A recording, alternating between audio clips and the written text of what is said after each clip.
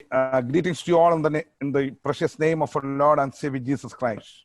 आप सबको प्रभु यीशु मसीह के नाम में नमस्कार. And after Mathura conference, this is the first time I am addressing the believers in UP. और मथुरा के उस सम्मेलन के पश्चात ये पहली बार है कि यूपी के जो विश्वासी हैं उनको मैं संबोधित कर रहा हूँ. And in between, I could see Brother Alex Bowes in Siliguri. We together were on those meetings there last year. और इसके बीच में भाई अलेक्स बोस से मेरी मुलाकात हुई सिलीगुड़ी में पिछले साल. वहाँ कुछ सेवकाई में हम उनसे मिले थे. And I can see in the screen that several of the believers whom I met in North India in different trips. और बहुत सारे उत्तर भारत के मेरे यात्राओं में बहुत सारे विश्वासी हैं जिनसे मैं मिला, वो आज मुझे स्क्रीन पे दिख रहे हैं. I really decided to come to UP again after Mathura conference, but somehow, it could not happen.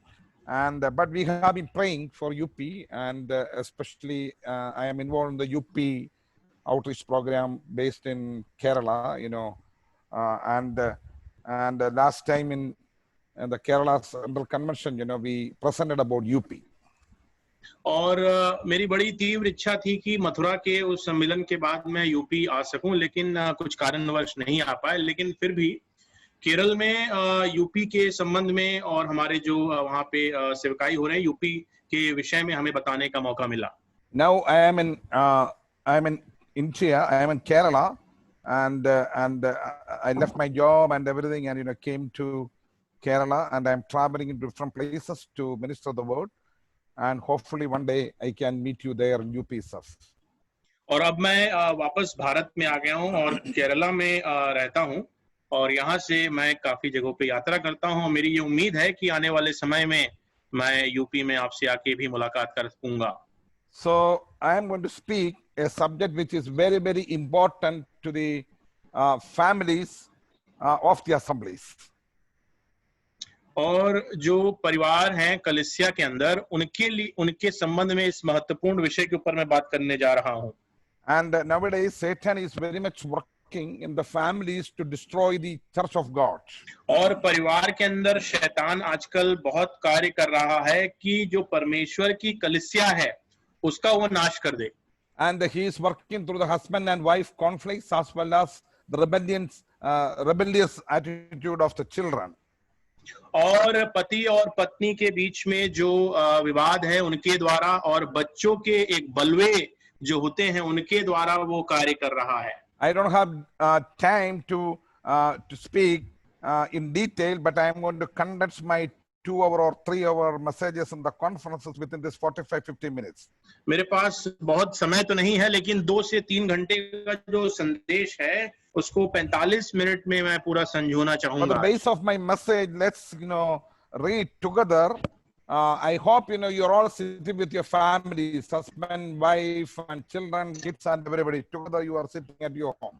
मैं ऐसा विश्वास करता हूँ कि घरों में आप एक साथ परिवार समेत पति पत्नी बच्चे सब एक साथ बैठे होंगे. But I need your studious attention, very careful attention, especially children, teenagers, and youth. You please listen so carefully, and it will help you a lot in your मैं आप future life. सबसे निवेदन करूंगा कि खासा ध्यान दें, और खास तौर से जवान, नवयुवक और नवयुवता जो हैं वहाँ पे, खास तौर से आने वाले समय में ये आपको बहुत मदद करेगा. I am going to read few things from Psalm 128. और कुछ बातों को भजन संहिता 128 से मैं पढ़ूंगा. And this psalm is a very, very familiar psalm to all of us. और ये जो भजन है ये हम सब इसके बड़े वाकिफ हैं. 2018 I had visited Jerusalem. 2018 में मैं यरूशलेम यात्रा पे गया था. I went down to David City, and there is a small synagogue where David is buried, or David's body is buried. और वहाँ पे दाऊद की नगरी में मैं गया था, और वहाँ पे एक छोटा सा आराधनालय है जहाँ पे दाऊद का कब्र है. And that is not a Christian aradhanalaya, it's not a Christian church, but that is a synagogue, a sort of synagogue, built, adjoined with the tomb of David. ये एक मसीह आराधनालय नहीं है, लेकिन एक प्रकार का आराधनालय है जो दाऊद के उस कब्र के साथ बनाया गया है. Then I saw that one Jewish family and the relatives, came there to dedicate their newborn babe in that synagogue. और मैंने देखा कि उस दिन एक यहूदी जो दंपत्ति थे अपने नए जन्मे बच्चे को वहां पे समर्पित करने उस सिनागॉग में आए थे. And they opened the scroll. There is a big scroll there, and they opened it, and they were doing their own chanting, prayer in the Jewish way, and then they read a psalm. और वहां पे जो कागज की जो मुद्रा थी जो लिपटी हुई उसको उन्होंने खोला और बहुत सारे चीजों को उन्होंने पढ़ा और यहूदी प्रार्थना को की और इस प्रकार से उन्होंने पढ़ा. Then I asked one lady sitting outside, Jewish lady reading the Bible, and I asked her which chapter or which portion of the Bible they are reading. She said Psalms 128. तो मैं वहां पे एक यहूदी स्त्री बैठी थी. मैंने पूछा कि ये जो पढ़ रहे हैं तो वो कौन सा अध्याय पढ़ रहे हैं. तो उन्होंने मुझे बताया कि वो भजन संहिता 128 पढ़ रहे हैं. Then she told me, normally in the family gatherings, including the dedication of babies and all, in their prayer gatherings, the family get-togethers, they always read Psalm 127, 128 and all. तो उन्होंने ऐसा बताया कि अमूमन जो परिवार का जो एक इकट्ठा होना होता है उस समय पे भजन संहिता 127 और भजन संहिता 128 अमूमन वो पढ़ते हैं. So this is a family psalm. तो ये एक परिवार का भजन है. And therefore lot of truths regarding the family is revealed here in these psalms. इसलिए परिवार के संबंध में बहुत सी सत्यों को यहाँ पे प्रकट किया गया है. I don't want to continue in my introduction. Let's enter into the verses. और परिचय में ज्यादा समय ना बिताते हुए आइए इन आयतों में हम प्रवेश करें. And we read that blessed is everyone that feareth the Lord, that walketh in his ways. और हम पढ़ते हैं क्या ही धन्य है प्रत्येक जो यहोवा का भय मानता है और उसके मार्गों पे चलता है. Here we see a blessed man. यहाँ पे हम एक धन्य व्यक्ति के विषय में देखते हैं. Now who is the blessed man? तो ये धन्य व्यक्ति कौन है? It doesn't say that this is Ambani is the blessed man. ऐसा नहीं कहा गया है कि अंबानी धन्य व्यक्ति है. And it doesn't say that Jindal is the blessed man. ऐसा भी नहीं लिखा है कि जिंदाल जो है वो धन्य व्यक्ति है. Rich people are not blessed man. That's what it's not. It doesn't say here. ऐसा नहीं कहा गया कि जो धनी लोग हैं वो धन्य हैं. And Thakurs are not blessed people. Means landlords are not the blessed people. ऐसा नहीं लिखा गया है कि जो ठाकुर वंश के हैं या जो जमींदार हैं वो धन्य हैं. But it says that blessed is everyone that feareth the Lord. लेकिन कहा गया है कि धन्य वो प्रत्येक है जो यहोवा का भय मानता है. This is a message of the word of God right from Genesis until Revelation. Fear God and give glory to God. और उत्पत्ति से प्रकाशित वाक्य तक ये संदेश निरंतर है कि यहोवा का भय मानो और उसको महिमा दो. We know that from Proverbs that fear of God is the beginning of all wisdom. नीति वचन में हम पढ़ते हैं कि जो परमेश्वर का भय है वह बुद्धि का प्रारंभ है, ज्ञान का प्रारंभ है. So here we are talking about a man who is fearing the Lord, and he's a blessed man. And what are his blessedness? What are his blessed experiences? That's what it is detailed below. और हम यहाँ पे इस बात को पढ़ते हैं कि यह व्यक्ति धन्य है और ये वो व्यक्ति है जो धन्य है जो यहोवा का भय मानता है और उसके परिवार के अनुभवों के विषय में यहाँ पे हम पढ़ते हैं. The person who fears the Lord, in as far as our context is concerned, we believers, if you are fearing the Lord, and its evidence is that we will walk in His ways. और हमारे संदर्भ में अगर कहा जाए तो अगर हम कहते हैं कि हम परमेश्वर का भय मानते हैं तो अगर ऐसा हम कहते हैं तो तब वो ऐसा होगा कि हम उनके मार्गों पे चलेंगे. What is the proof that you and me we are fearing the Lord? इस बात का क्या सबूत है कि मैं और आप परमेश्वर का भय मानते हैं? Because when others see, they will view in us, they will see in us, they will observe in us that we are living according to His ways, and His ways means the word of God that revealed and given in our hands. और जब दूसरे देखेंगे तो हमें इस बात को देखने की चेष्टा करेंगे भाई हम कैसे चल रहे हैं और हमारे मार्ग जो होंगे वह परमेश्वर के भय अनुसार होंगे, परमेश्वर के मार्ग होंगे जो वचन के द्वारा हमें बताया जाता है। And my name is Rajan Thomas.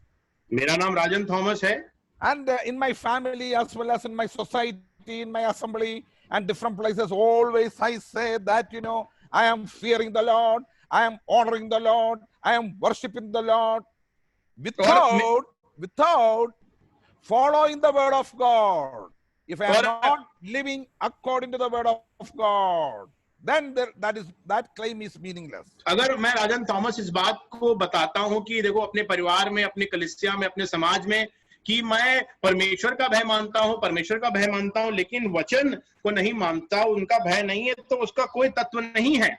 So the evidence that proves your fear of the Lord is your walking in accordance with the word of God. तो परमेश्वर का भय होने का सबूत यह है कि आप उसके वचन अनुसार जो है चलते हैं। The word of God is given to us. That's why we are listening even now from our assemblies, from the Lord's servants, and God's fear and the doctrine. The word of God is interrelated. और जो परमेश्वर का भय है, जो सिद्धांत है, वो सब जुड़े हुए हैं और हम इसको आज सुन रहे हैं कलीसिया के द्वारा, सेवकों के द्वारा, और उसका भय उसके वचन में हम पढ़ते हैं। God doesn't want us to pretend that we are fearing God. परमेश्वर ऐसा नहीं चाहता कि हम दिखावा करें कि हम परमेश्वर का भय मानते हैं। If you are pretending that we are fearing God, that is hypocrisy. अगर आप इस बात का दिखावा कर रहे हैं कि आप जो है परमेश्वर का भय मानते हैं, तो वो पाखंडीपन है। Who will notice that hypocrisy at the outset, at the beginning itself? और उस पाखंडीपन को शुरुआत में ही कौन देखेगा? We are going to see our wife, the man who would fear God, his wife, his children, and all in this psalm. They will observe first in the family that this man says that, my dad says that, he is fearing God, but he is not actually fearing God. He is only pretending.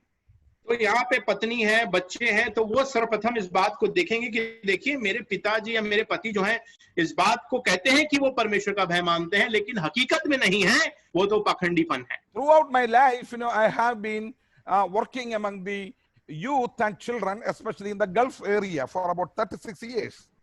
36 वर्ष तक खाड़ी प्रदेश के अंदर जवानों के बीच में, बच्चों के बीच में मैं कार्य करता रहा। We used to conduct our vacation Bible school, attended by about 1,500 children, youth, as well as teenagers. और हमारे जो बाइबल जो स्कूल्स हैं वो मैं करता था, और उसमें करीब 500 से अधिक जो है जवान लोग, बच्चे सब आते थे। 1,500, not 500, 1,500. 1,500 के लगभग लोग आते थे। It's a sort of spiritual festival every year. और ये एक प्रकार से एक आत्मिक जो है उत्सव होता था। Every churches, all denominations, people send their kids as well as teenagers and youth. और हर एक जो चर्च है इर्द गिर्द है, वहां से अपने बच्चों को, नौजवानों को, नवयुवतियों को वो भेजते थे। And we have a panel question answer session. One panel of teachers and preachers sit and answer their questions. तो वहां पे अंततः वहां पे जो सिखाने वाले शिक्षक और जो प्रचारक होते थे उनका एक समूह होता था जो सवाल और जवाब देता था। One day I had a question. एक दिन ये सवाल आया मेरे पास, and that was an anonymous question. और एक व्यक्ति ने अपना नाम नहीं लिखा था, उन्होंने ऐसा सवाल पूछा। And the question was like this. That was not a question. That was a problem he was facing. ये एक सवाल नहीं था, लेकिन एक समस्या था जो इस व्यक्ति सामना कर रहे थे। And he wrote like that. He's a teenager boy. और एक जवान जो लड़का था, नवयुवक था, और उसने इस प्रकार से लिखा। And he said that my father is a saint on the pulpit in the church. तो उसने कहा कि कलीसिया में मेरे पिताजी जो है जब प्रचार करते हैं तो बड़े संत हैं। But at home, especially with my mother, my father is a devil. लेकिन घर पे खास तौर से मेरी माता के साथ मेरे पिताजी एक शैतान के समान है। Now look, he's a saint on the pulpit, but a devil in the family. हाँ भैया, वो जो है प्रचार करते समय संत हैं, लेकिन परिवार में वो शैतान है। How about us, when we are the church, in our Christian society, in the conferences, we are all saints, but what is your mark? what is your impression about you to your wife as well as to your children? तो बाहर जब आत्मिक सेवाओं में, कलीसियाओं में आप दिखते हैं तो संत हैं, लेकिन व्यक्तिगत रूप से बच्चों के सामने और पत्नी के सामने आपका क्या एक प्रभाव है? So we need to be very, very careful with our children. अपने बच्चों के साथ हमें बहुत ही सतर्क होना पड़ेगा। I have been studying child psychology as well as evangelizing children, training the teachers and all.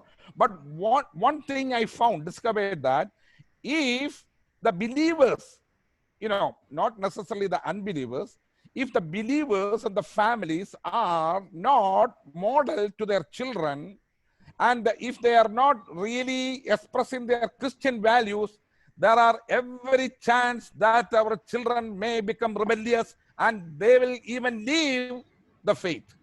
और मैं बच्चों का मनोविज्ञान मैंने पढ़ा है और मैंने इस बात को जाना है कि देखिए, अगर माँ बाप जो है एक नमूना नहीं बनते अपने बच्चों के सामने, तो आने वाले समय में जो बच्चे हैं वो बलवा कर देते हैं और कुछ हद तक जो है बच्चे अपने विश्वास को भी छोड़ के चले जाते हैं। So we need to be very careful, dear brothers and sisters. इसलिए भाइयों और बहनों बड़ा ही सतर्क होना पड़ेगा हमें। Especially the head of the family, the man, you should be very careful. खास तौर से जो घर का जो मुखिया या सिर है, पुरुष, उसे बहुत सतर्क होना पड़ेगा। You are the priest of the family. आप जो है घर के याजक हैं। Therefore, you need to do the things, behave in every aspect of your life in accordance to the word of God. There should not be any demodeling from your life happening in your life. और इसीलिए अनिवार्य यह है कि हर एक बात में आप परमेश्वर के वचन का अनुसरण करें और उसको अपने जीवन के द्वारा प्रकट करें, और इसमें किसी प्रकार जो है उल्टा असर ना हो। While reading the Bible, let their children see your face in the word of God. God's face, of course, at the same time your face in the word, through the word of God, in the word of God. और जब वो वचन को पढ़ते हैं आपके बच्चे, तो सचमुच में उसमें परमेश्वर का जो एक प्रकटीकरण तो है, लेकिन उसमें उन वचनों में वो आपको भी देखें। So this is a message primarily. Until now I was speaking to the brothers in the family or the head of the families, father and all these things. Yeah. और अब तक तो मैं पिता और जो घर के जो मुखिया हैं उनसे बातचीत कर रहा था। Then in verse 3 we read about thy wife shall be as a fruitful vine by the sides of thine house, thy children like olive plants round about the table. Olive plants. और यहाँ तीसरी आयत में लिखा है, तेरी पत्नी तेरे घर के भीतर फलवन दाखलता के समान और तेरे बच्चे तेरी मेज के चारों ओर जैतून के पौधे के समान होंगे। Initially thy wife, your wife. और यहाँ पे पढ़ते हैं शुरू में तेरी पत्नी, and she is going to be a fruitful vine. और वो फलवंत दाखलता के समान होगी। When you go through the Middle East, especially Middle East in the sense, around the Mediterranean region, lot of, vineyards. और खाड़ी प्रदेश और इस प्रकार की जगहों के आप जाएंगे तो आप देखेंगे बहुत सारे जो दाख की जो बाड़ियां हैं। And they make, different types of wine. और वो अलग अलग प्रकार की जो दाख हैं उसको बनाते हैं। And certain categories are intoxicated and certain categories are non-intoxicated. और कुछ उसमें ऐसी श्रेणी होती है अंगूर की जो दाख होती है जिसमें कुछ नशा सा होता है और कुछ में नशा नहीं होता है। But the wine always provide, even if temporary joy, it gives temporary joy or pressure in their lives when they are drinking. और दाख की ये जो अंगूर की जो सीरा है जहां तो उसकी बात है, जब उसका सेवन करते हैं तो अमूमन कुछ समय के लिए एक आनंद और एक खुशी वो देता है। And now the wife is the epitome of joy in the family. और अब जो पत्नी है वह परिवार में जो खुशी चरम बात है। Now therefore the role of the sisters in the family is very, very important. इसीलिए जो बहनों का एक जो किरदार है परिवार में वो बहुत ही महत्वपूर्ण है। And when we are reading the word of God, especially when it comes to the New Testament, और जब हम वचन को पढ़ते हैं और खास तौर से नए नियम में आ जाते हैं, Though husband is the head of the family, कि पति जो है वो घर का सिर है, मुखिया and है, and the wife is functionally, she is the one who is, looking after the day-to-day functions of the family. और पत्नी की जहां तक बात है वो रोजमर्रा के जो कार्य प्रणाली है उसको उसकी देखरेख वो करती है, Especially in relationship with the children. खास तौर से बच्चों के संबंध में. And husband may be busy in the work, even the Lord's work, as well as several other things, mostly spending the time outside.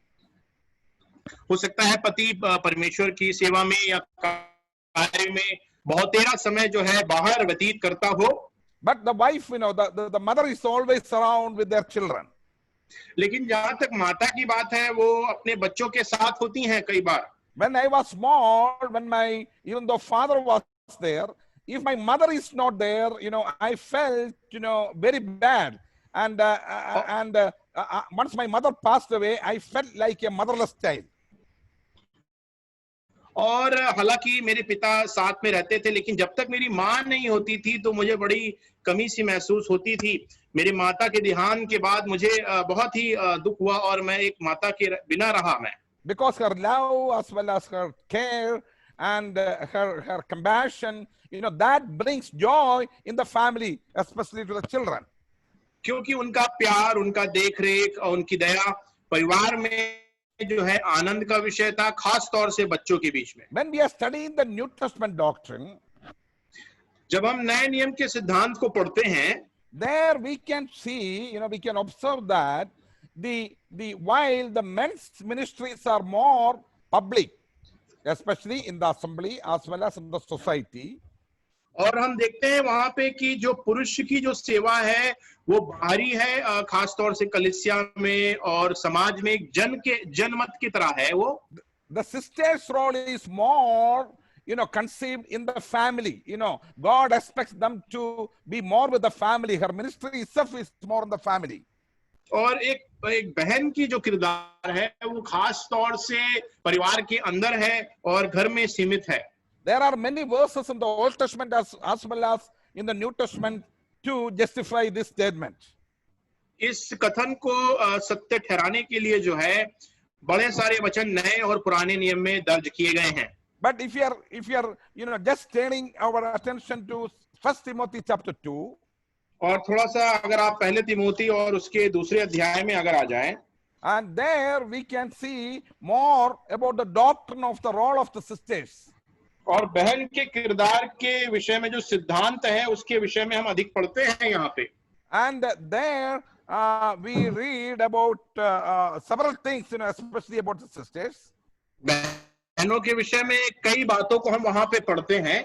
And then there is a verse, and especially, when we are reading chapter 11 onwards, and they are to be silent in the assembly, and they are not supposed to teach the men in the assembly. And whereas, 11वीं आयत से अगर पढ़ते हैं, खास तौर से स्त्रियों को रहने के लिए कहा गया है, अधीनता में शिक्षा नहीं देते हैं वो कलीसिया के अंदर. in other words, she doesn't have a public ministry in the assembly or in the assembly. और दूसरे शब्दों में अगर कहा जाए तो आवाम के सामने, लोगों के सामने उनका कोई खुली सेवा नहीं है. Though she is not, permitted to teach the men in the assembly. हालांकि पुरुषों को कलीसिया में सिखाने का आदेश या अनुमति उन्हें नहीं दिया गया है. When it comes to Titus, there, Paul says that, she can teach the young women and children in the assembly. लेकिन तीतोस में जब हम आते हैं तो हम पढ़ते हैं कि जवान जो स्त्रियां हैं और जो बहनें हैं उनको वो सिखा सकती हैं. So she doesn't have a public ministry. तो एक प्रकार से देखा जाए तो जन समूह में उनकी कोई सेवा नहीं है. Her ministries are more unnoticeable within the family. In the family, they got, a very, very important role and ministry. लेकिन उनकी सेवा जो है परिवार के अंदर एक बहुत ही जबरदस्त सेवा है जो वो अपने परिवार के बीच में करती है. In 2 Timothy chapter 2 verse 15, it's read like that. दूसरा तिमोथियो 2:15 इस प्रकार से लिखा है. It says that notwithstanding, she shall be saved in childbearing if they continue in faith and charity and holiness with sobriety. Which verse is that, brother? Sorry. 1 Timothy chapter 2 verse 15. पहला तिमोथी 2:15 इस प्रकार का है, परंतु स्त्रियां यदि वे संयम के साथ विश्वास, प्रेम, पवित्रता में बनी रहे तो संतान उत्पन्न करने के द्वारा उद्धार प्राप्त करेगी. I don't have time to interpret this verse, word by word. It needs some Greek help to understand properly. शब्द बाय शब्द जो है इसको बखान करने का समय नहीं है, क्योंकि यूनानी शब्दों का से मदद लेनी पड़ेगी इसमें. In KJV as well as in other translation, it's not very clear. KJV और दूसरे अनुवादों में ये थोड़ा साफ नहीं है. But I will say the substance of that verse. लेकिन इस आयत का जो मूल है मैं बताना चाहूंगा आपको. The substance of this verse is, और इस आयत का जो मूल है वो ये है, the sisters they have, believing sisters, they have a ministry. जो विश्वासी जो बहन है उनकी एक सेवा है. They have to do a ministry in their lives. That is called the work of faith, in other portions. और दूसरे हिस्सों में इस प्रकार से कहा गया कि अपने जीवन में जो विश्वास की जो सेवा है उनको करनी है. The labor or work, they need to express as part of their Christian life or faith. और ये जो सेवा का जो मेहनत है अपने मसीह जीवन की सेवा और विश्वास के अधीनता में उन्हें करना है. And this verse that is childbearing.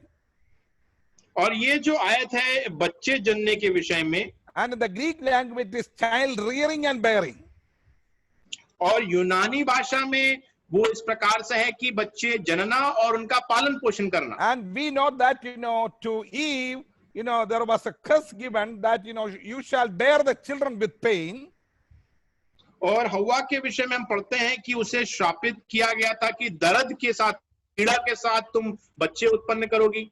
As a consequence of the disobedience, आज्ञा ना मानने के परिणामवश, as they fell in sin, human beings fell in sin. मनुष्य जाति जो कि पाप में गिर गया. And then including, there are a lot of curses enter in this universe, in this world, and even this COVID going on, it is part of all these things. But I should say that carry on. और इस संसार में बड़े सारे श्राप आ गए और हम देखते हैं हालांकि जो कोविड भी इसका हिस्सा बन के चला गया. And one curse is gynecological problem. और एक जो श्राप वो ये है जो स्त्रियों के जो संबंध में है. Gynecological problem means the pains related to child rearing and bearing. और ये जो स्त्रियों के संबंध में खास तौर से बच्चे जन्ने के समय जो दर्द होता है उनको, और उस समय के दौरान जो पीड़ा वो महसूस करती है उसके संबंध में.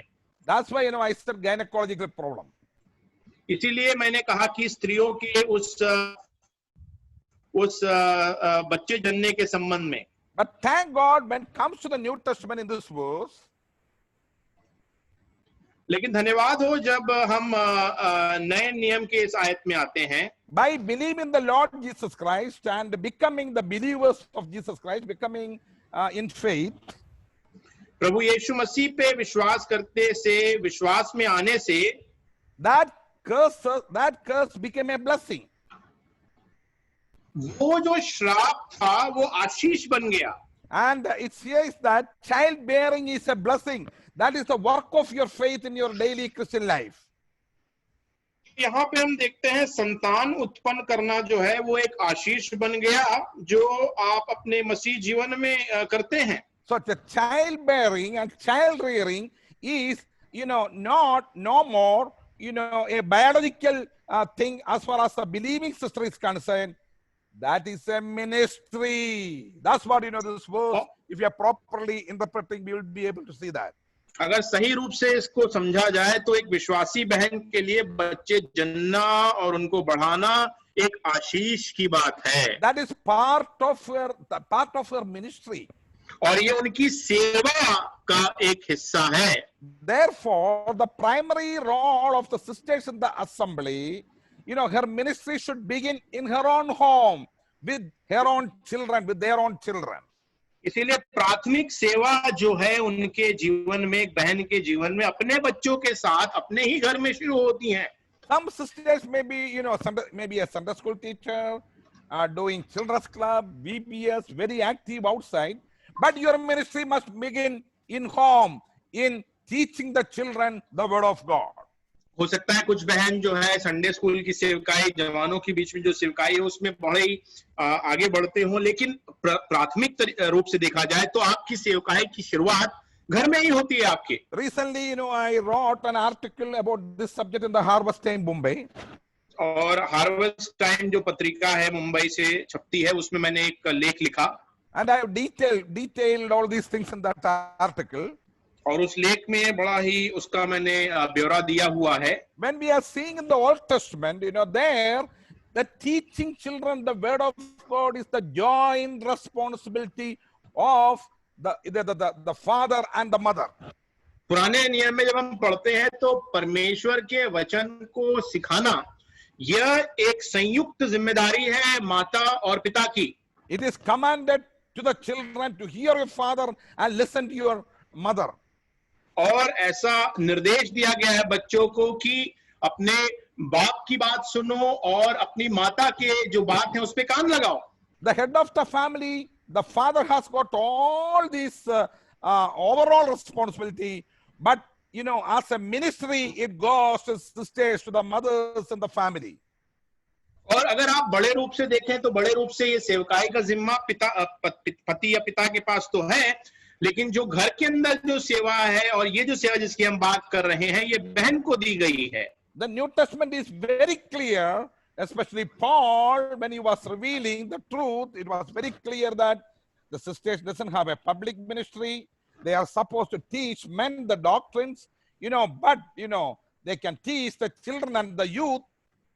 It is very clear in the New Testament.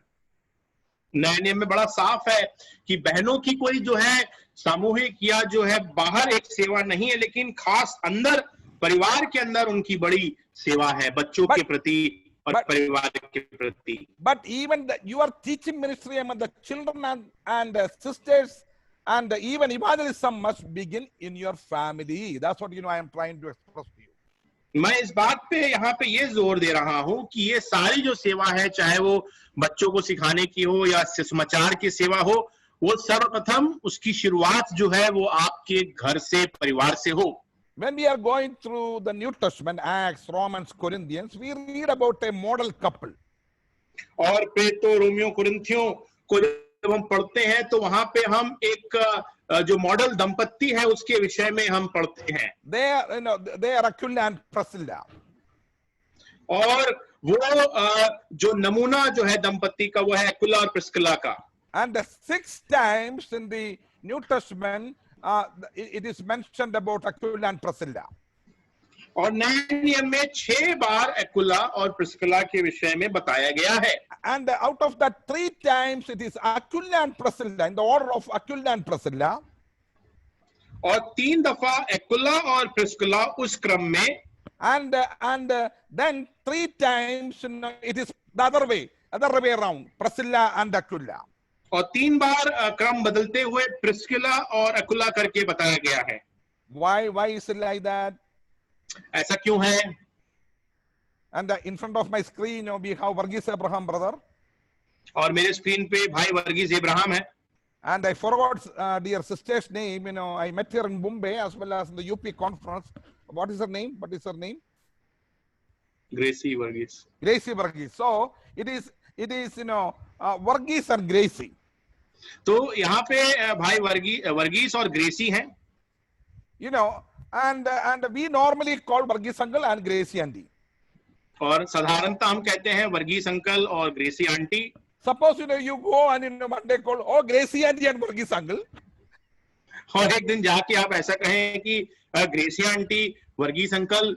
And now Varghese uncle will look at your face. What is up? If you are repeating 2 or 3 times, Gracie auntie and Varghese uncle. और Varghese uncle का चेहरा तब देखने को होगा अगर खासतौर से अगर आप 2 या 3 बार इस क्रम को दोहरा दें, ग्रेसी आंटी, वर्गीस अंकल, हाँ। Then you should look at his countenance, his face. तब उनके चेहरे के रुझाव को आप जरा देखना, वर्गीस अंकल के। He expresses that I am the head of the family.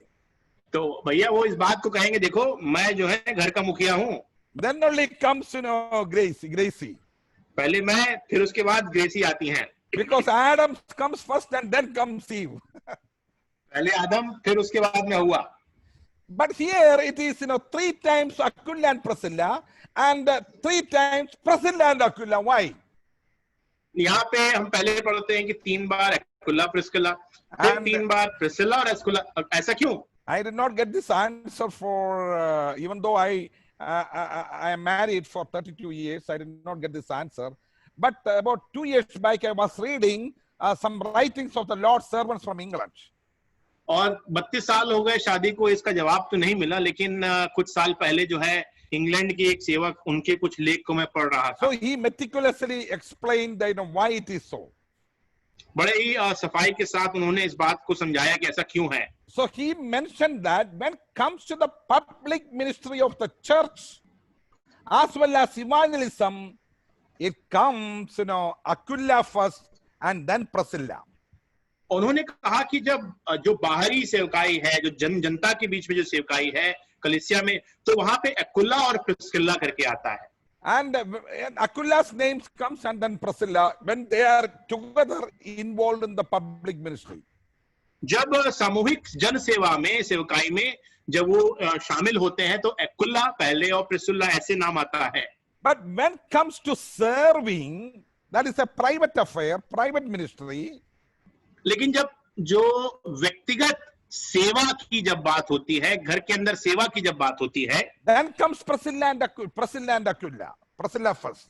तो वहां पे प्रिस्किला पहले आती हैं, तो प्रिस्किला और एक्विला कहा जाता है। Apollos was a great preacher.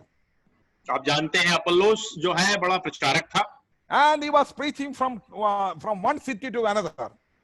तो वो एक शहर से दूसरे शहर में प्रचार कर रहा था। But he had a problem. लेकिन उसकी एक समस्या थी, In his preaching there was no doctrine. उसकी शिक्षा में कोई सिद्धांत नहीं था, Because his teaching was not so strong. क्योंकि उसकी शिक्षा जो है इतनी मजबूत नहीं थी। Today we can see in the televisions and all these things, lot of preaching, but we say that, and there is no doctrine is included. A lot of preaching going on, but there is no true doctrines in it. आप देखिए आज television के माध्यम से बड़े सारे प्रचार, बहुत सारे प्रचार हो रहे हैं, लेकिन कोई भी सिद्धांत तो उसमें जुड़ा नहीं है। And then, after the preaching, और फिर प्रचार के बाद Aquila and Priscilla went down to Greek Apollos. और अक्विला प्रिस्किला जो है वो अपोलोस से मिलने के लिए गए। And I said, we are Aquila, we were in Rome, we came to Corinth, we were living here, now we are in Ephesus, and all these things. Then said, why can't you come for dinner at our home? बोला कि भाई हम वहाँ रोम, Corinth में थे, हम रोम में आ गए हैं, तो क्यों नहीं ऐसा है कि रात्रि भोज में आप हमारे घर आए। While they are having their dinner together, और जब वो अपना रात्रि भोज खा रहे थे, in fact, they are serving, they are showing, they are expressing their hospitality in the Lord to Apollos. और वहां पे अगर देखा जाए तो वह जो है अतिथि सत्कार जो है प्रभु में अपोलोस को वो प्रस्तुत कर रहे थे। It was a very, very psychological approach. They did not say, oh, you are not good in doctrine, you get out from our church, don't come here. Now, no food, nothing, get away from here. They did not say like this. एक बहुत ही एक मनोवैज्ञानिक रूप से वो उनको साथ संवाद कर रहे थे कि ऐसा नहीं कहा कि भाई तुम हमारे सिद्धांतों को अनुकरण नहीं करते तो हमारे घर में मत आओ, निकल जाओ हमारे चर्च से, ऐसा कुछ नहीं कहा उन्होंने। मैं थोड़ा हिंदी में बताएगा, बोला भाई थोड़ा हमारा घर में आइए और थोड़ा खाना खाइए और थोड़ा फिरोज कर दीजिए, इसलिए उसको बुलाया, घर बुलाया। और and there they were explaining more clearly the things of God. और वहां पे इस तरह से उनको न्योता दे के जो है खाने पे परमेश्वर के बारे में बड़ा ही साफ रीति से उन्हें समझा रहे थे। What do you think? Priscilla was sitting in the living room and teaching all these things. आपको क्या लगता है प्रिस्किला जो है वो कमरे में बैठ के वहां पे सब कुछ सिखा रहे थे? I don't believe so. मैं ऐसा नहीं सोचता। J.B. Nicholson, who is very good in in the teaching of sisters role as well as in the assembly principle. I heard his message, and he clearly saying that from other proofs we know that Aquila was teaching and Priscilla was serving. और जेबी Nicholson जो है इस पे एक माहिर हैं, वो इस बात से कहते हैं कि अकुल्ला जो है वो सिखा रहे थे और प्रिसिल्ला जो है वो सेवा कर रहे थे. Dear brothers and sisters, especially the sisters, you don't have a public teaching ministry, but you have a ministry in serving the Lord. We read about Priscilla mentioned by Paul that she really served Paul in this ministry in different places while they were there together. और बहनों, आपकी एक सामूहिक जो है एक बाहरी सेवकाई नहीं है, लेकिन आप परमेश्वर की सेवकाई जो है करते हैं घरों में. और यहाँ पे हम पढ़ते हैं किस प्रकार से जो है प्रिसिल्ला जो है वो सेवा कर रही थी, और भी उदाहरण हम पढ़ते हैं जहाँ पौलुस की सेवा की गई. 18 months Paul was in Corinth. 18 महीने पौलुस जो है कोरिन्थ में था. Paul was a paying guest in their home. और उनके घर में एक तरह से मेहमान बन के वो ठहरा था. I am sure that this godly sister took care of everything that is needed for Paul, his food, his clothing, and everything. और मैं यकीन करता हूं कि इस बहन ने पौलुस की सारी जरूरतों को जो है पूरा किया होगा, उसके भोजन, उसके वस्त्र और इत्यादि बातों की. So this is your ministry, dear sisters and brothers. प्रिय बहन और प्रिय भाई, ये आपकी सेवकाई है. Especially the Lord's servant's wife, you need to accommodate lot of guests as well as many Lord servants visiting Lord servants. और खास तौर से परमेश्वर के दास की जो पत्नियां हैं, उनको तो आप लोगों को तो बहुत सारे मेहमानों को देखना है. अपने घर में बहुत सारे मेहमान आएंगे, उनकी देखरेख करनी है. Even I was subject to the hospitality of several families in North India, and within that limitations, I know that how the sisters were working so hard to serve other Lord's servants. मैंने भी इसका अनुभव किया है उत्तर भारत में, किस प्रकार से अपनी बड़ी सारी परिमितियों और कमियों के बावजूद भी बहन लोग जो हैं हमारे अतिथि सत्कार उन्होंने किया. So child bearing, child rearing, and serving in homes means they are all part of their ministry. That is not just going to be unnoticed by the Lord.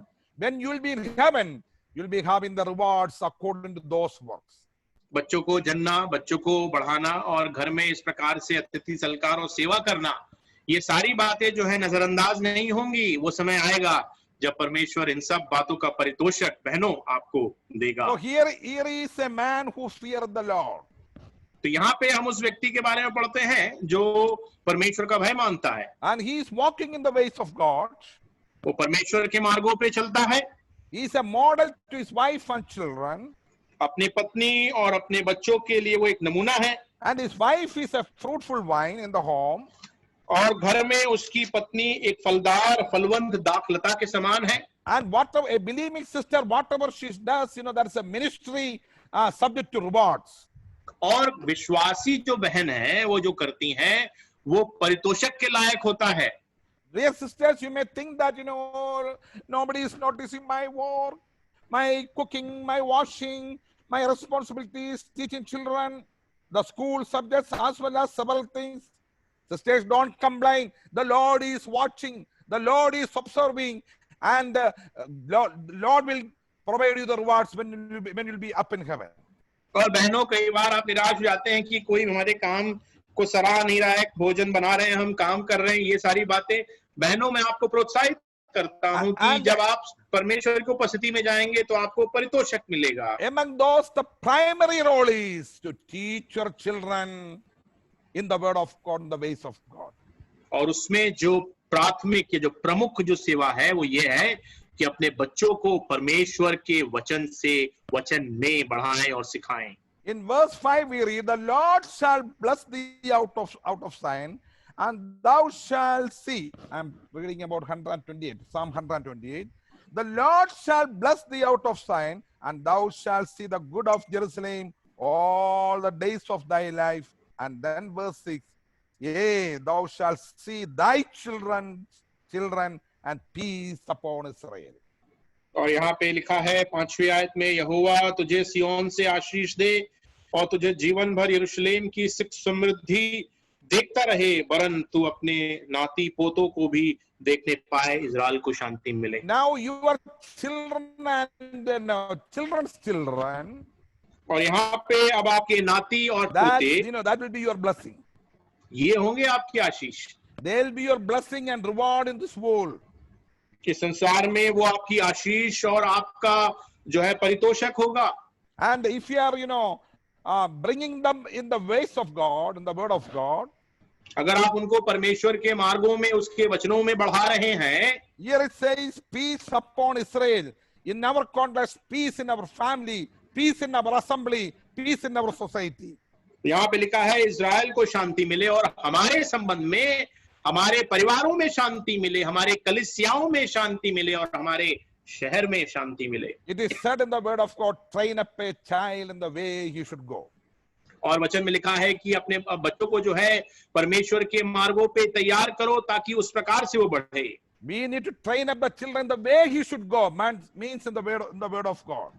और उन बातों में जो परमेश्वर की बातें हैं, उन बातों में बच्चों को प्रशिक्षण देना है। Now this is the parents' primary responsibility, that the children should not be, should not gone astray in the spiritual things. हमारी ये माता पिता की जिम्मेदारी है कि आत्मिक बातों में हमारे बच्चे जो हैं वो भटक ना जाएं। Because the children are given in your hands by God. क्योंकि बच्चों को आपके हाथों में परमेश्वर के द्वारा दिया गया है। When I am traveling in different places, as well as when I was based in my workplace and ministering, and those days I was traveling throughout the Gulf. Every weekend I used to visit each Gulf country and preaching and teaching. About 20 years I was doing that. करीबन 20 साल खाड़ी प्रदेश के अलग अलग जगहों पे अमूमन हर हफ्ते जो है मैं यात्रा करता था, अलग अलग जगहों पे खाड़ी प्रदेश के। Some brothers and sisters always blame like this. कुछ भाई और कुछ बहन हमेशा इस तरह से आरोप लगाते हैं। Their children are teenage children. उनके जो बच्चे हैं वो किशोरावस्था में हैं। And after 13 years, 14 years studying in 10th standard, 11th standard, 12th standard, degree level and all. और 12-13 वर्ष के हैं, 10वीं 12वीं और डिग्री ऐसे पढ़ाई कर रहे होते हैं। Then they will say that, brother, can you deal with my teenager boy, and he's not showing that much interest in the things of God. क्या भाई, वो कहते हैं ऐसा मुझसे कि क्या भाई मेरे जो है बच्चे से बात करेंगे, वो किशोर अवस्था का है, वो परमेश्वर की बातों में रुचि नहीं दिखा रहा है। Brother, does he read the Bible? No, once in a while he read the Bible. भाई क्या वो बाइबल पढ़ता है? कभी कभी एक बार कभी पढ़ लिया उसने तो पढ़ लिया। But he's always in front of the computer. लेकिन हमेशा जो समय है वो कंप्यूटर के सामने लगा देता है। He's very expert on the computer. Computer में तो बड़ा माहिर है वो। And when it comes to prayer, he comes and sit, but not that much interest. And brother, will they accompany to the church? Sometimes they come to the church, come to worship, and the Sunday school, yeah, they did, and all these such talk, such conversation. और प्रार्थना में आके बैठता है लेकिन रुचि नहीं है, तो भाई क्या कलीसिया आता है? हाँ, आ जाता है, कभी बस बैठता है। तो इस तरह की बातें होती हैं। Then they will straight away, they themselves will find out the reason. वो फिर खुद उसका जो है कारण ढूंढ लेते हैं। Brother, one reason, I will tell you frankly. भाई मैं आपको बता देता हूँ कि इसका क्या एक कारण है। The church is not good. देखिए कारण ये है कि जो कलीसिया जो है वो ठीक नहीं है। And the elders are not model. और वहां पे जो प्राचीन है वो खुद एक सही नमूना नहीं दिखा रहे हैं। And the evangelist here, he is showing partiality. और जो यहाँ पे जो प्रभु का दास है वो जो है भेदभाव करता है। Some sisters will say that brother, shows always partiality to another family's children, not our children. वो कहते हैं कि देखिए वो जो है प्रभु के दास जो है दूसरे जो परिवार के बच्चे हैं उनको ज्यादा सम्मान देते हैं और हमें बहुत भेदभाव करते हैं। Normally when I'm preaching, I do all these things, voice modulations. That's why I'm the variations in the voice. Okay. इसलिए देखिए साधारणतः जब मैं प्रचार करता हूं तो मेरे आवाज में इस प्रकार के उतार चढ़ाव होते हैं, वो मैं इस तरह से करता हूं। And now such complaints, such things. इस प्रकार की शिकायतें और इस तरह की बातें. Then I used to ask one question. तो मैं जो है उनसे एक सवाल पूछता था. How old is your child? 13, 14, 15, or 16 years, 17 years. अब ये तो कितने वर्ष का है तुम्हारा बच्चा? 13 साल, 14 साल, 15 साल ऐसे बोलते थे. When these children were very small, जब ये बच्चे जब बहुत छोटे थे, you had family altar or family prayer? और उस समय पे क्या आप परिवार प्रार्थना में जुड़ते थे? क्या परिवार की वेदी होती थी? No, brother, my husband was very busy in his work as well as overtime and part-time job. नहीं, देखिए उस समय पे मेरे जो पति थे बड़े व्यस्त रहते थे, बड़ा लंबा उनका शिफ्ट होता था और उसके अलावा भी वो और भी ओवर टाइम करते थे, काम करते थे. Not only overtime, but the part-time business also. देखिए ओवर टाइम तक ही सीमित नहीं था भाई, वो साथ साथ एक व्यवसाय बिजनेस भी करते थे. उसका ऊपर उसका ऊपर overtime व्यवसाय भी करता था. And on top of that it was an overtime. Yeah. And then how about you, sister? तो बहन ये तो ठीक है, आपकी क्या बात है बताइए? Brother, we need to make some money in this world, children's future, house, and all these things. So I was also working normal time and overtime.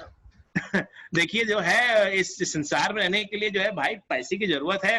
पैसा बनाने के लिए तो मैं भी जो है सामान्य घड़ी में जो काम करती थी और उसके ऊपर जो ओवर टाइम है वो भी करती थी. Often children were unattended, and they were not virtually teaching the word of God. और कई बार ऐसा होता है कि बच्चों की देखरेख नहीं होती है, वो अकेले रहते हैं और कोई वचन की शिक्षा उनको नहीं दी जाती है. When the children became rebellious and disobedient, then they will bring the children to counselors to repair them.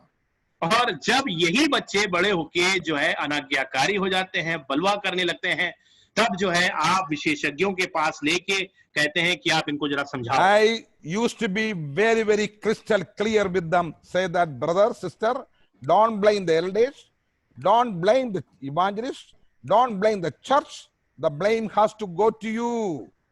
तो मैं उनसे बहुत साफ रीति से कहता था, देखिए किसी पे दोष मत लगाइए, ना चर्च को ना सेवक को. इसके अगर कोई जिम्मेदार है तो वो केवल आप ही हैं.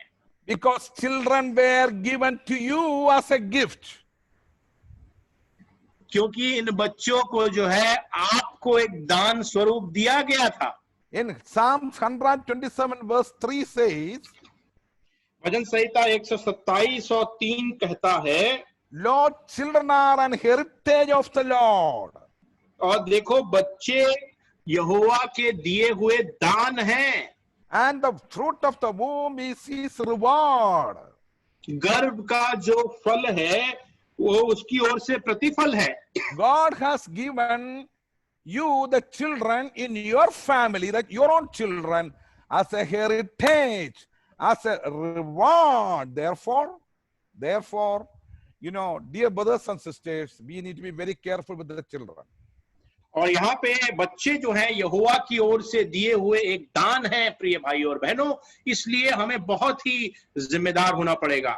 God has entrusted your young ones in your hands, not in the elders' hands, not in the evangelist's hands, not in the hands of the church, not in the hands of the preachers and teachers and Sunday school teachers. God has rewarded your children in your hands. They are given you as the rewards.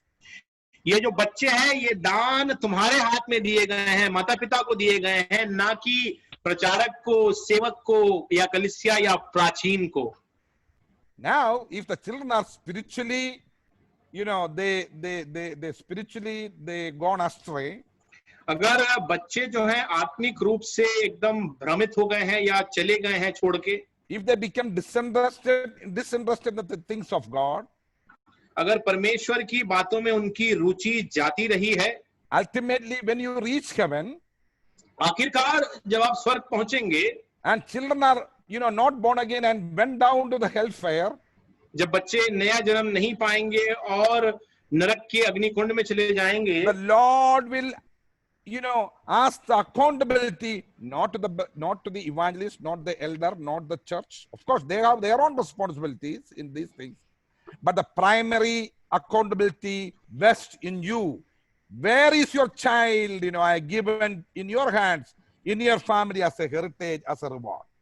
उस समय पे जो जिम्मेदारी या जो लेखा है वो सीधा सीधा आपसे पूछा जाएगा, ना कि सेवक या कलीसिया या प्रचारक या किसी और से, क्योंकि प्राथमिक रूप से देखा जाए तो बच्चों को आपको परमेश्वर ने दान के रूप में दिया है। Your busy schedule, आपका व्यस्त जो समय है, your normal times of work, आपका जो सामान्य जो समय है कार्य करने का, your overtime work, और समय से अधिक जो आप कार्य करते हैं, and your part-time jobs, और आपका जो छोटा जो थोड़ा समय का कार्य है, your efforts in making money, आपकी धन को बनाने की जो आपकी जो चेष्टा है, जो मेहनत है, that will not be an excuse before the Lord. He will ask you, where is the reward I given to you? Where is the heritage I given to you? Where is the gift I am given to you? Where is the talent I am given to you in the form of children? और इन सब बातों का बहाना जो है आप उसके सामने नहीं दे पाएंगे। वो आपसे पूछेगा, कहाँ है वो दान, कहाँ है वो परितोषक जो मैंने आपको बच्चों के रूप में दी थी। Young couple in the assemblies, be careful. जवान दंपतियों कलीसिया में जरा सतर्क हो जाओ। You will be fearful before the Lord. आपको परमेश्वर के सामने भय मानना है। I am going to conclude this message with an actual event happened which I heard when I was visiting America. एक सच्ची घटना जो मैंने सुनी अमेरिका के मेरी एक यात्रा के दौरान मैं बताना चाहूंगा, उसी से समापन करूंगा। Thank God that is not in our midst.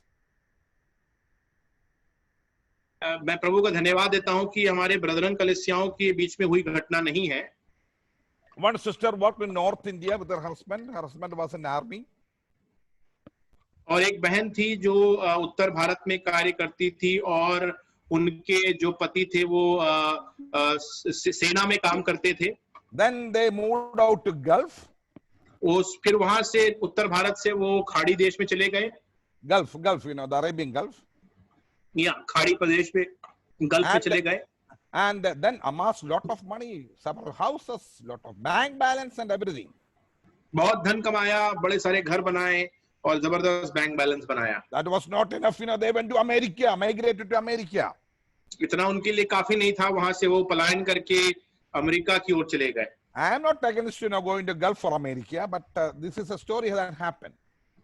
मैं गल्फ या फिर अमेरिका जाने के विरोध में नहीं हूं, लेकिन ये कहानी जो हुआ मैं बता रहा हूं आपको। And in America, she got a decent job of working about 8 hours a day as a registered nurse.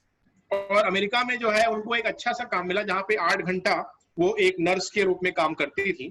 That was not enough. लेकिन वो काफी नहीं था। We need to have more houses in America. और हमें अमेरिका में जो है और घर बनाने हैं। Back in India, we got only 3 houses. India में भारत में केवल 3 ही घर है हमारे पास। And we got only this much crores of money in the bank. We need more money. इतना ही करोड़ रुपए जो है बैंक में है, हमें और इकट्ठा करना और बनाना है। So she used to work another about 8 hours in another clinic. Total working hours are 16 hours. तो वो जो स्त्री थी वो जो है 8 घंटा और करने लगी किसी और क्लिनिक के अंदर में, तो कुल 16 घंटा काम। Lot of money, lot of bank balance, cars, everything. बहुत धन, बहुत सारा बैंक बैलेंस, बहुत सारी गाड़ियां, सारी बातें। An actual thing happened. Someone told me, you know what happened? और फिर मुझे किसी ने बताया कि क्या हुआ आखिरकार। Her 13-year-old teenager girl, उनकी जो 13 वर्ष की एक किशोर युवती, and got pregnant, and she became pregnant out of a black American. और वहां पे एक वहां के जो अमेरिकन एक थे उनके साथ संबंध में आ गए और वो गर्भवती हो गई। Means the African, the black American. जो श्वेत वहां पे जो अफ्रीकन अमेरिकन होते हैं वहां पे उसके साथ उसका संबंध हो गया। This mother came to know that she's pregnant at that teenager's 7th month of pregnancy. और इस किशोर अवस्था में जो लड़की थी उसकी 7वें माह में उस गर्भावस्था की उसकी माँ को पता चला। Sister, where is your money? बहन, अब तुम्हारा पैसा कहाँ है? It will help you. क्या ये आपको बचाएगा? You are a crorepati. Will it help you? आप एक करोड़पति हैं, क्या आपको इससे कोई मदद होगी? You are, palatial houses. Will it help you? आपके बड़े बड़े इमारत हैं, क्या इससे आपको मदद मिलेगी? So fear the Lord and lead your family life in a model way, according to the ways और of God. इसलिए परमेश्वर का भय मानो और उस नमूने जो परमेश्वर के वचन अनुसार हैं अपने पारिवारिक जीवन को व्यतीत Every करो। day should have the family prayer with the children. प्रत्येक दिन पारिवारिक प्रार्थना बच्चों के साथ की जाए। So I am going to cross this. Lot of things to say, but I am going to cross this. Thank you very much. May God bless you. अब यहाँ पे समापन करूंगा, बहुत सारी बातें थी बताने को, लेकिन यहाँ पे समाप्त करेंगे। धन्यवाद, प्रभु आशीष दे। Thank you, Brother Rajan Thomas, for the wonderful message. भाई को धन्यवाद देते हैं हम।